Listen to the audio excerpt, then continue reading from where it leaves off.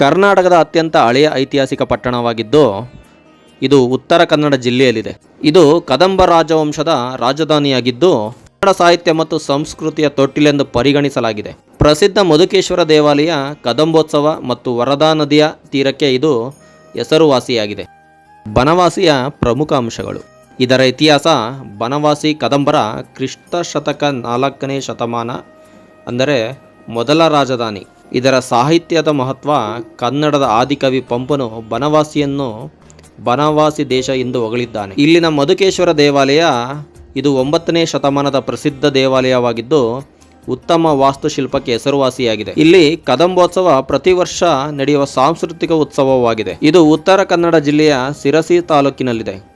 ಪಂಪನ ಆ ದೇಶದೊಳ್ ಇರ್ದೊಡೆಂ ಬನವಾಸಿ ದೇಶವಂ ಎಂಬ ಕಾವ್ಯ ಪಂಕ್ತಿ ಬನವಾಸಿಯ ಸೌಂದರ್ಯವನ್ನು ವರ್ಣಿಸುತ್ತದೆ. ಉತ್ತರ ಕನ್ನಡ ಜಿಲ್ಲೆಯ ಹಚ್ಚ ಹಸಿರಿನ ಕಾಡುಗಳ ನಡುವೆ ನೆಲೆಸಿರುವ ಬನವಾಸಿ ಕರ್ನಾಟಕದ ಅತಿ ಹಳೆಯ ಪಟ್ಟಣಗಳಲ್ಲಿ ಒಂದಾಗಿದ್ದು ಇತಿಹಾಸ, ಸಾಹಿತ್ಯ ಮತ್ತು ಆಧ್ಯಾತ್ಮಿಕ ಸಂಪ್ರದಾಯಗಳಲ್ಲಿ ಆಳವಾಗಿ ಬೇರೂರಿದೆ.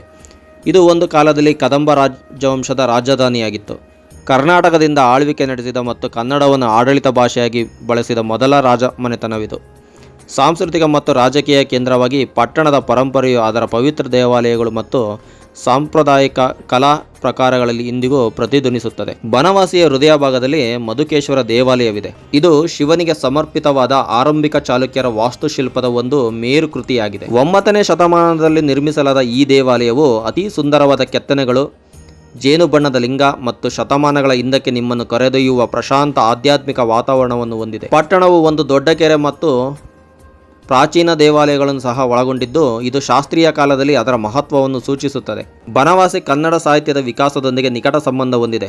ವಿಶೇಷವಾಗಿ ಆದಿಕವಿ ಪಂಪರ ಕೃತಿಗಳು ಅವರು ಮತ್ತು ತಮ್ಮ ಮಹಾಕಾವ್ಯಗಳನ್ನು ಇಲ್ಲಿಯೇ ರಚಿಸಿದ್ದಾರೆ ಎಂದು ನಂಬಲಾಗಿದೆ.